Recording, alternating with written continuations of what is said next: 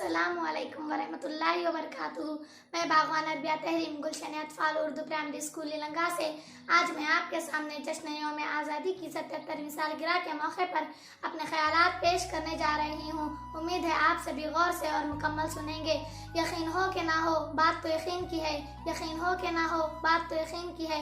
हमारे जिस्म की मिट्टी इसी ज़मीन की है। आज़ादी एक ऐसा लफ्ज़ है जो हर हिंदुस्तानी की रगों में खून की तरह दौड़ता है। आज़ादी हर इंसान का पैदाइशी हक है।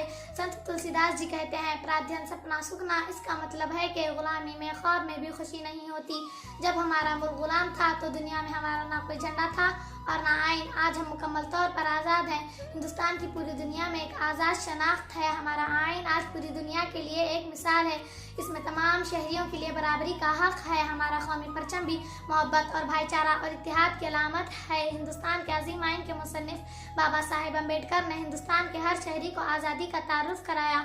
हमारा हिंदुस्तान इन आज़ादी की बात से मुआशी और तकनीकी खुशहाली पर पहुंच चुका है। आज हिंदुस्तान आसमान पर सूरज की तरह उम्मीद बनकर चमक रहा है। ये आज़ादी की वजह से ही मुमकिन हो पाया है, लेकिन ये आज़ादी हमें आसानी से नहीं मिली। इसके लिए मुल्क के कई लातादाद बहादुर और आज़ादी पसंद शहीद हो चुके हैं।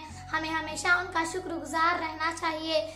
ये आज़ादी हमें उन बहादुर बेटों की याद दिलाती है जिन्होंने इस मुल्क के लिए अपने आप को मुकम्मल तौर पर कुर्बान कर दिया। यही कुर्बानी की वजह से ही आज हम इसी आज़ाद फिजा में सांस ले रहे हैं। वतन का इश्क रगों में दौड़ रहा है। वतन का इश्क रगों में दौड़ रहा है, तभी तो दुश्मन इरादे छोड़ रहा है। हुब्बुल वतनी एक मुक़द्दस जज्बा है जो हर शहरी में होना चाहिए। कुछ लोग अपने मुफाद की खातिर मुल्क को करप्शन में ढांप कर मुल्क को गुमराह करते हैं। हमें मुत्तहिद होकर इसे ख़त्म करना चाहिए।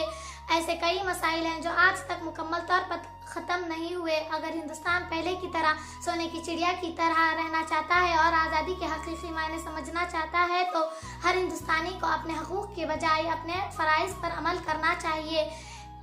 तब हिंदुस्तान पूरी दुनिया में सुपर पावर बनकर उभरेगा। ये हमारा मकसद है। मेरी ज़मीन मेरा आसमान सब कुछ है। मेरी ज़मीन मेरा आसमान सब कुछ है। मेरे लिए मेरा वतन अजीज़ सब कुछ है।